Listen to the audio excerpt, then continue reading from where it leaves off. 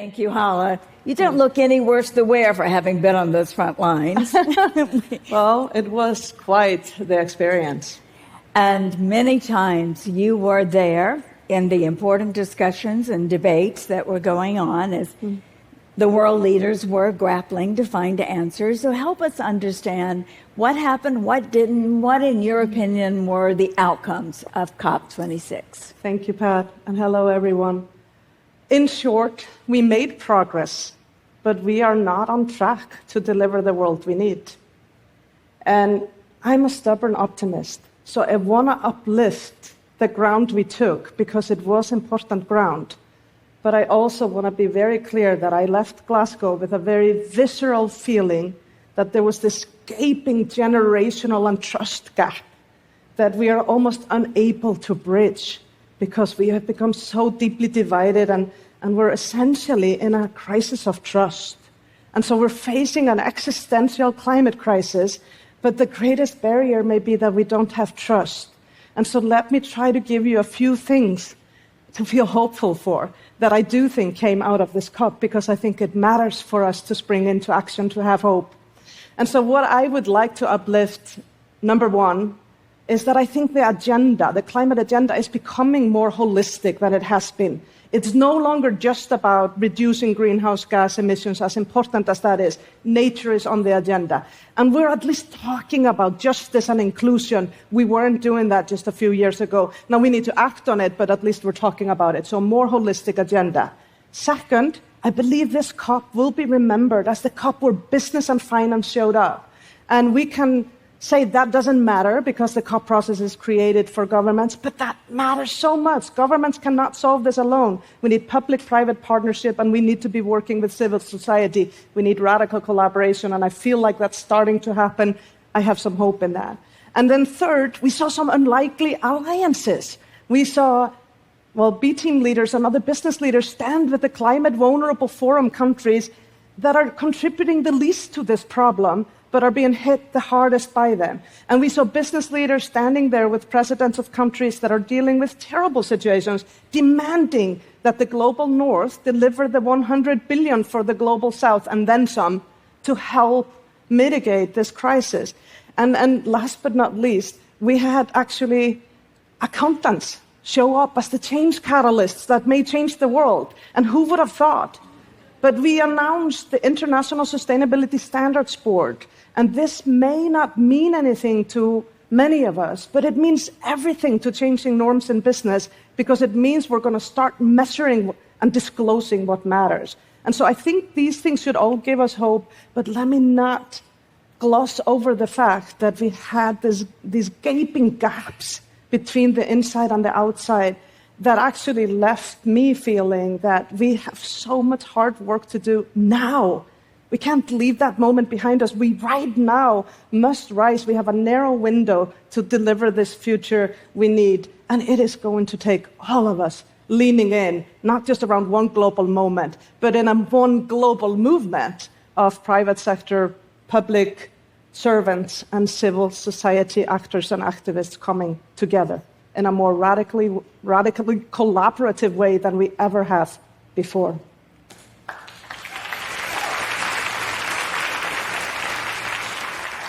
Among the most hopeful outcomes was one you referenced, is that business leaders stepped up. And that was in large part because of the leadership of the B team, who are business leaders committed to becoming more accountable and to creating sustainable business practices, going from being the perpetrators to the problem solvers. So how is that happening? Yeah, well, let me start by saying the B team leaders are not perfect. None of us honestly are. But they are global leaders from business and civil society who have decided to put humanity at the heart of their leadership compass and do the hard work to meet the climate crisis, the crisis of inequality and the crisis of trust we are facing.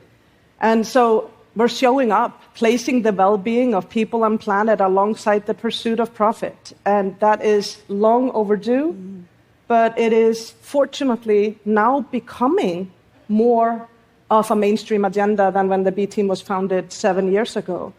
And so we've been on this journey for 7, nearly 8 years now, and we've just put out something we call the New Leadership Playbook and 10 Times Bolder podcast, where we are actually sharing the journeys, the stories of transforming businesses to be in service of a better world, and going deep in the conversations of why we do that as human beings, and actually sharing the questions we should be asking now, because this is not a moment where we have all the answers, but we know we need to be asking the hard questions, and sharing some of the resources that can help businesses and leaders who want to go on this journey, because the window is now and we need everyone to join us. And more importantly, while in COP, we put out a statement where we put out our assessment of what was going on in Glasgow, and we promised to convene a global dialogue of multiple stakeholders in 2022. It could be dialogues, we are yet to design it, but really bring people together across these deep divides, because there is no way from here to where we want to go, a future where we can love where we live, by going it alone anymore. It's going to take radical collaboration, and we can't love where we live unless we keep the world on track for 1.5-degree warming above pre-industrial levels, unless we bring nature into the solutions and start reversing or halting first and then reversing nature laws, and unless we start making this about a just and inclusive transition for all of humanity.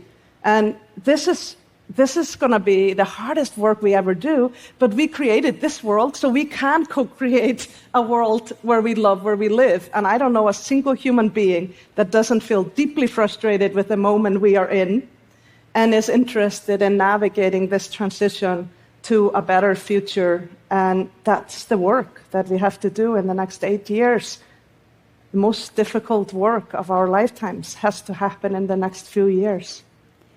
The B team and other business leaders who were there, you've also developed some really specific actions, some things you believe need to change. Share those with us. Yeah, so if we want to love where we live, we have to change who to change how we lead, run businesses, and our economy. What do we mean by that? Without closing the gender, racial, ethnic, generational, global north, global south gaps around every table so we can start redesigning the table, we are not going to be able to design a world that is trusted, inclusive, and works for all. Right now, it is a rather male and a rather pale world, and you all know what the third thing is. That's going to give us a rather stale world. Well, that is not what we need now. We need the greatest human transformation of our lifetimes to happen now, and that should be exciting. It's a huge business opportunity. It's a huge opportunity to unite people, and it's a huge opportunity to create a world that works for all. But we have been going about this with sameness or conformity in leadership. I have said before, we suffer from a crisis of conformity in leadership. So the only way to disrupt that is to bring difference to bear. We have to close these gaps in leadership no later than by 2025. It should be on everybody's agenda to close these gaps in every leadership room, in every design room, everywhere. But we also have to rethink what leadership is. It is no longer something that comes only from people in positions of power. Leadership is and has always been something that is inside out. It's in all of us. And the greatest work we do in life is to unlock it in service of something that we care about. And so changing who to change how is also about changing you to change how, and about each of us doing the work to come from the inside out, bring our humanity to bear, bring our courage to bear, drop from our heads to our hearts more often, because business schools, our capitalistic system has trained us overly much on the left side of our brain only. And we won't be able to calculate our way from where we are to where we need to be in Excel alone. Technological transformations are critical, and we have a lot of them in place and a lot of them underway, and we clearly have enough money in the world, but those things may not be matching up. The missing piece is transformational leadership.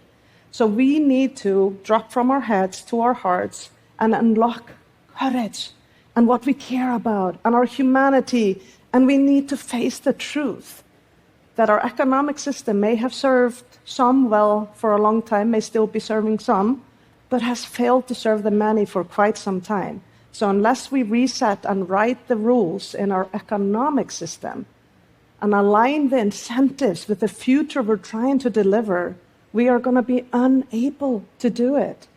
And let me just give you a couple of facts. Our governments are spending $11 million a minute in subsidizing fossil fuels. And a year, $1.8 trillion into subsidies that are environmentally harmful. So we go to Glasgow and we set goals for the future, and then we go home and we invest in the past. This is insanity, if I've ever seen it. So it is. So brave leadership matters, and that's what the B-Team leaders are trying to do, and we need a lot more people to join us. But brave leadership in a broken system isn't going to work. So we have to write the rules, we have to change who to change how, and I say change who to change how is the transformational lever. It's going to help your company become future fit. It's going to help unlock the innovation you need. So it's a lever to lead the transformation, but let's not excuse the role of governments. Governments have to write the rules. They have to align the incentives. They have to require business to measure what matters. Such important actions that must leave us all thinking, though, what is the one thing that we can do? Our friend Mary Robinson says, make it personal, make the climate crisis personal. How do we do that? Well, for me, it's incredibly personal. I carry Mother Earth, and I'm now changing it to Daughter Earth around my neck. It was a gift from my husband and 2 children. But as a CEO of the B-Team, as a mom, I care deeply about this. I care so much about it that I even ran for president at some point. And I'm just a little girl from Iceland who just thinks that what I care about matters and that I can unlock my authentic voice and values in service of a better future. So can all of us in here.